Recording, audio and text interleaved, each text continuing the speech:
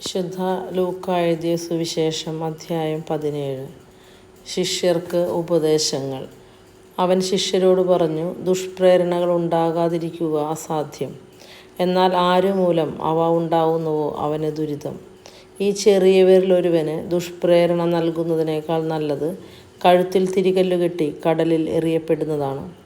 നിങ്ങൾ ശ്രദ്ധയുള്ളവരായിരിക്കുവിൻ. നിന്റെ സഹോദരൻ തെറ്റു ചെയ്താൽ അവനെ ശാസിക്കുക, പശ്ചാത്തപിച്ചാൽ അവനോട് ക്ഷമിക്കുക.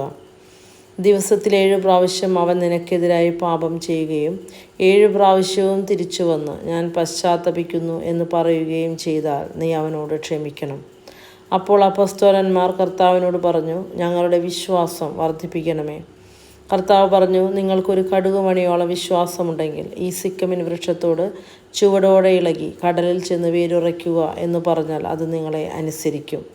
നിങ്ങളുടെ ഒരു ഭൃത്യൻ ഒഴുകുകയോ ആടുമേയ്ക്കുകയോ ചെയ്തിട്ട് വയലിൽ നിന്ന് തിരിച്ചു വരുമ്പോൾ അവനോട് നീ ഉടനെ വന്ന് ഭക്ഷണത്തിനിരിക്കുക എന്ന് നിങ്ങളിൽ ആരെങ്കിലും പറയുമോ? എനിക്ക് ഭക്ഷണം തയ്യാറാക്കുക, ഞാൻ ഭക്ഷിക്കുകയും പാനം ചെയ്യുകയും ചെയ്യുന്നതുവരെ അരമുറുക്കി എന്നെ പരിചരിക്കുക, അതിനുശേഷം നിനക്ക് തിന്നുകയും കുടിക്കുകയും ചെയ്യാം എന്നല്ലേ നിങ്ങൾ പറയുക? കൽപ്പിക്കപ്പെട്ടത് ചെയ്തതുകൊണ്ട് ദാസനോട് നിങ്ങൾ നന്ദി പറയുമോ? ഇതുപോലെ തന്നെ നിങ്ങളും കൽപ്പിക്കപ്പെട്ടവയെല്ലാം ചെയ്തതിന് ശേഷം ഞങ്ങൾ പ്രയോജനമില്ലാത്ത ദാസന്മാരാണ്, കടമ നിർവഹിച്ചതേയുള്ളൂ എന്ന് പറയുവിൻ. 10 കുഷ്ഠരോഗികൾ. ജെറൂസലേമിലേക്കുള്ള യാത്രയിൽ അവൻ സമരിയായ്ക്കും ഗലീലയ്ക്കും മധ്യേ കടന്നു പോവുകയായിരുന്നു.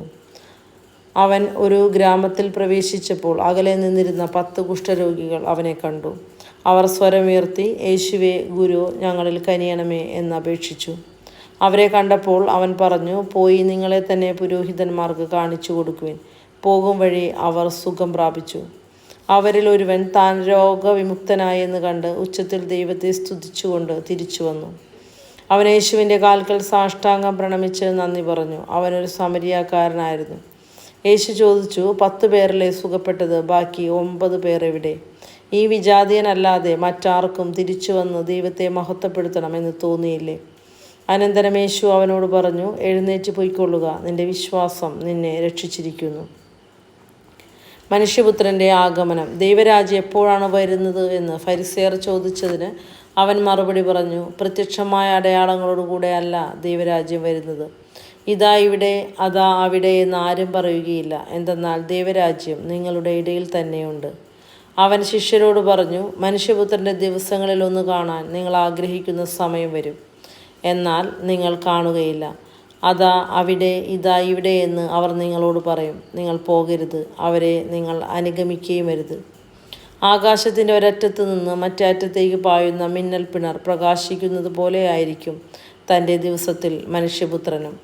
എന്നാൽ ആദ്യമേ അവൻ വളരെ കഷ്ടതകൾ സഹിക്കുകയും ഈ തലമുറയാൽ ഉപേക്ഷിക്കപ്പെടുകയും ചെയ്യേണ്ടിയിരിക്കുന്നു.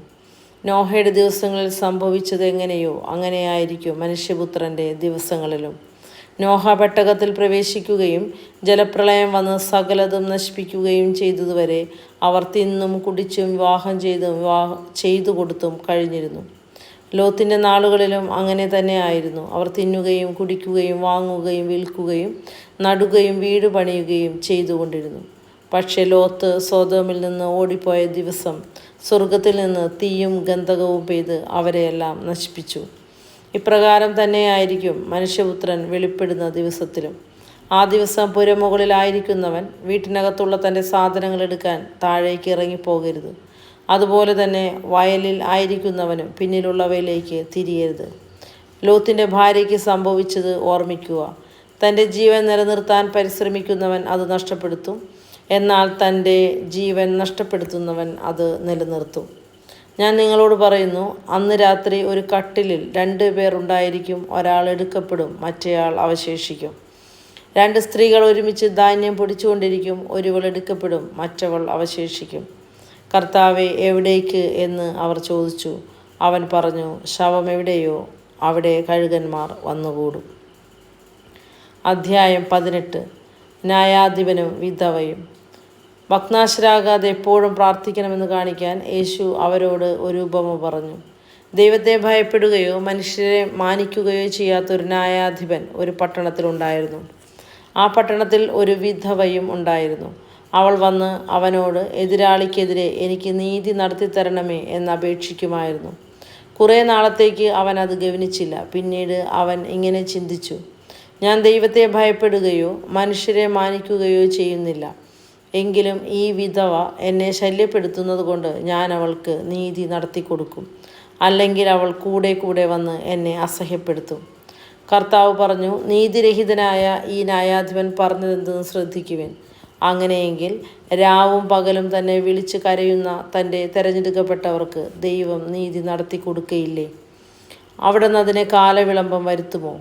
അവർക്ക് വേഗം നീതി നടത്തി കൊടുക്കുമെന്ന് ഞാൻ നിങ്ങളോട് പറയുന്നു. എങ്കിലും മനുഷ്യപുത്രൻ വരുമ്പോൾ ഭൂമിയിൽ വിശ്വാസം കണ്ടെത്തുമോ? ഫരിസേയനും ചുങ്കക്കാരനും തങ്ങൾ നീതിമാന്മാരാണെന്ന ധാരണയിൽ തങ്ങളിൽ തന്നെ ആശ്രയിക്കുകയും മറ്റുള്ളവരെ പുച്ഛിക്കുകയും ചെയ്യുന്നവരോട് അവൻ ഈ ഉപമ പറഞ്ഞു. രണ്ടുപേർ പ്രാർത്ഥിക്കാൻ ദേവാലയത്തിലേക്ക് പോയി. ഒരാൾ ഫരിസേയനും മറ്റേയാൾ ചുങ്കക്കാരനും. ഫരിസേയൻ നിന്നുകൊണ്ട് ഇങ്ങനെ പ്രാർത്ഥിച്ചു, ദൈവമേ, ഞാൻ നിനക്ക് നന്ദി പറയുന്നു. എന്തെന്നാൽ ഞാൻ അക്രമികളും നീതിരഹിതനും വ്യഭിചാരികളുമായ മറ്റു മനുഷ്യരെ പോലെയോ ഈ ചുങ്കക്കാരനെ പോലെയോ അല്ല. ഞാൻ ആഴ്ചയിൽ 2 പ്രാവശ്യം ഉപവസിക്കുന്നു. ഞാൻ സമ്പാദിക്കുന്ന സകലത്തിൻ്റെയും ദശാംശം കൊടുക്കുന്നു. ആ ചുങ്കക്കാരനാകട്ടെ ദൂരെ നിന്ന് സ്വർഗത്തിലേക്ക് കണ്ണുകൾ ഉയർത്താൻ പോലും ധൈര്യപ്പെടാതെ മാറത്തടിച്ചുകൊണ്ട്, ദൈവമേ, പാപിയായ എന്നിൽ കനിയണമേ എന്ന് പ്രാർത്ഥിച്ചു. ഞാൻ നിങ്ങളോട് പറയുന്നു, ഇവൻ ആ ഫരിസേയനേക്കാൾ നീതീകരിക്കപ്പെട്ടവനായി വീട്ടിലേക്ക് മടങ്ങി. എന്തെന്നാൽ തന്നെ തന്നെ ഉയർത്തുന്നവൻ താഴ്ത്തപ്പെടും, തന്നെ തന്നെ താഴ്ത്തുന്നവൻ ഉയർത്തപ്പെടുകയും ചെയ്യും. ശിശുക്കളെ ആശീർവദിക്കുന്നു. അവൻ കൈകൾ വെച്ച് അനുഗ്രഹിക്കേണ്ടതിന് ശിശുക്കളെ അവൻ്റെ അടുത്ത് അവർ കൊണ്ടുവന്നു. അവൻ്റെ ശിഷ്യന്മാർ ഇത് കണ്ടപ്പോൾ അവരെ ശകാരിച്ചു. എന്നാൽ യേശു അവരെ തൻ്റെ അടുത്തേക്ക് വിളിച്ചിട്ട് പറഞ്ഞു, ശിശുക്കൾ എൻ്റെ അടുത്ത് വരാൻ അനുവദിക്കുവിൻ, അവരെ തടയരുത്. എന്തെന്നാൽ ദൈവരാജ്യം അവരെ പോലെയുള്ളവരുടേതാണ്. സത്യമായി ഞാൻ നിങ്ങളോട് പറയുന്നു, ശിശുവിനെ പോലെ ദൈവരാജ്യം സ്വീകരിക്കാത്ത ആരും അതിൽ പ്രവേശിക്കുകയില്ല. ധനികനായ മനുഷ്യൻ ഒരു അധികാരി അവനോട് ചോദിച്ചു, നല്ലവനായ ഗുരു, നിത്യജീവൻ അവകാശമാക്കാൻ ഞാൻ എന്തു ചെയ്യണം? യേശു പറഞ്ഞു, എന്തുകൊണ്ടാണ് നീ എന്നെ നല്ലവൻ എന്ന് വിളിക്കുന്നത്? ദൈവമല്ലാതെ നല്ലവനായ മറ്റാരുമില്ല. പ്രമാണങ്ങൾ നിനക്കറിയാമല്ലോ. വ്യഭിചാരം ചെയ്യരുത്, കൊല്ലരുത്, മോഷ്ടിക്കരുത്, കള്ളസാക്ഷ്യം നൽകരുത്, പിതാവിനെയും മാതാവിനെയും ബഹുമാനിക്കുക.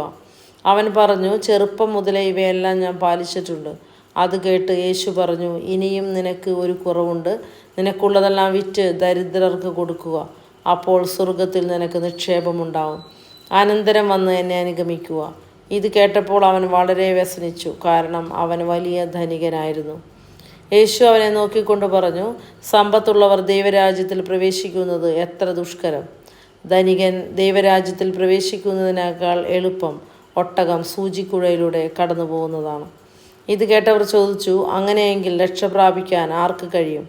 അവൻ പറഞ്ഞു, മനുഷ്യർക്ക് അസാധ്യമായത് ദൈവത്തിന് സാധ്യമാണ്. പത്രോസ് പറഞ്ഞു, ഇതാ, ഞങ്ങൾ സ്വന്തമായവയെല്ലാം ഉപേക്ഷിച്ച് നിന്നെ അനുഗമിച്ചിരിക്കുന്നു. യേശു പ്രതിവചിച്ചു, സത്യമായി ഞാൻ നിങ്ങളോട് പറയുന്നു, ദൈവരാജ്യത്തിന് വേണ്ടി വീടിനെയോ ഭാര്യയെയോ സഹോദരന്മാരെയോ മാതാപിതാക്കളെയോ സന്താനങ്ങളെയോ ഉപേക്ഷിച്ചവരിലാർക്കും ഇക്കാലത്ത് തന്നെ അവ അനേകമടങ്ങ് ലഭിക്കാതിരിക്കുകയില്ല. വരാനിരിക്കുന്ന കാലത്ത് നിത്യജീവനും. പീഡാനുഭവവും ഉത്ഥാനവും. 3-ാം പ്രവചനം. അവൻ 12 പേരെയും അടുത്ത് വിളിച്ചു പറഞ്ഞു, ഇതാ, നമ്മൾ ജെറൂസലേമിലേക്ക് പോകുന്നു. മനുഷ്യപുത്രനെപ്പറ്റി പ്രവാചകന്മാർ വഴി എഴുതപ്പെട്ടതെല്ലാം പൂർത്തിയാവും. അവൻ വിജാതിയർക്ക് ഏൽപ്പിക്കപ്പെടും. അവർ അവനെ പരിഹസിക്കുകയും അപമാനിക്കുകയും അവൻ്റെ മേൽ തുപ്പുകയും ചെയ്യും. അവർ അവനെ പ്രഹരിക്കുകയും വധിക്കുകയും ചെയ്യും. എന്നാൽ 3-ാം ദിവസം അവൻ ഉയർത്തെഴുന്നേൽക്കും. ഇക്കാര്യങ്ങളൊന്നും അവർ ഗ്രഹിച്ചില്ല. ഈ പറഞ്ഞതിൻ്റെ പൊരുൾ അവരിൽ നിന്ന് മറയ്ക്കപ്പെട്ടിരുന്നു. അവൻ സംസാരിച്ചവ അവർ മനസ്സിലാക്കിയതുമില്ല. അന്ധന് കാഴ്ച നൽകുന്നു. അവൻ ജെറീക്കോയെ സമീപിച്ചപ്പോൾ ഒരു കുരുടൻ വഴിയരികിലിരുന്ന് ഭിക്ഷ യാചിക്കുന്നുണ്ടായിരുന്നു. ജനക്കൂട്ടം കടന്നു പോകുന്ന ശബ്ദം കേട്ട് എന്താണ് സംഭവിക്കുന്നതെന്ന് അവൻ അന്വേഷിച്ചു. നസ്രായനായ യേശു കടന്നു പോകുന്നു എന്ന് അവർ പറഞ്ഞു. അപ്പോൾ അവൻ വിളിച്ചു പറഞ്ഞു, ദാവീദിൻ്റെ പുത്രനായ യേശുവേ, എന്നിൽ കനിയണമേ. മുമ്പേ പോയിക്കൊണ്ടിരുന്നവർ നിശബ്ദനായിരിക്കാൻ പറഞ്ഞ് അവനെ ശകാരിച്ചു. അവനാകട്ടെ കൂടുതൽ ഉച്ചത്തിൽ, ദാവീദിൻ്റെ പുത്ര, എന്നിൽ കനിയണമേ എന്ന് നിലവിളിച്ചുകൊണ്ടിരുന്നു. യേശു അവിടെ നിന്നു. അവനെ തൻ്റെ അടുത്തേക്ക് കൊണ്ടുവരാൻ കൽപ്പിച്ചു. അവൻ അടുത്ത് വന്നപ്പോൾ യേശു ചോദിച്ചു, ഞാൻ നിനക്ക് വേണ്ടി എന്ത് ചെയ്യണമെന്നാണ് നീ ആഗ്രഹിക്കുന്നത്? അവൻ പറഞ്ഞു, കർത്താവേ, എനിക്ക് കാഴ്ച വീണ്ടുകിട്ടണം. യേശു പറഞ്ഞു, നിനക്ക് കാഴ്ചയുണ്ടാകട്ടെ, നിന്റെ വിശ്വാസം നിന്നെ രക്ഷിച്ചിരിക്കുന്നു. തൽക്ഷണം അവന് കാഴ്ച ലഭിച്ചു. അവൻ ദൈവത്തെ മഹത്വപ്പെടുത്തിക്കൊണ്ട് യേശുവിൻ്റെ പിന്നാലെ പോയി. ഇത് കണ്ട് എല്ലാവരും ദൈവത്തെ സ്തുതിച്ചു.